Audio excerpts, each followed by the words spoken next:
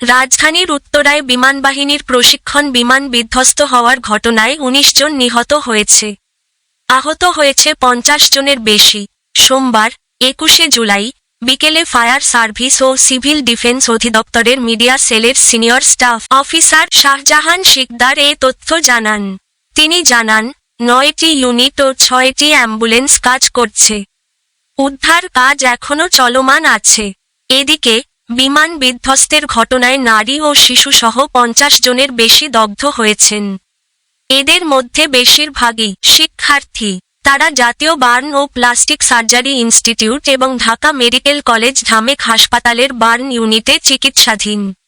প্রসঙ্গত, সোমবার দুপুর ১টার পর রাজধানীর উত্তরায় দুর্ঘটনায় পড়ে বাংলাদেশ বিমান বাহিনীর একটি প্রশিক্ষণ বিমান। বিমানটি উত্তরার মাইলস্টোন স্কুল অ্যান্ড কলেজের একটি ভবনে গিয়ে পড়ে এবং বিধ্বস্ত হয়। সঙ্গে সঙ্গে বিমান ও স্কুল ভবনটিতে আগুন ধরে যায়। যে ভবনে এটি বিধ্বস্ত হয় সেখানে বহু স্কুল শিক্ষার্থী ছিল বলে জানা গেছে, যাদের বেশিরভাগই হতাহত হয়েছে।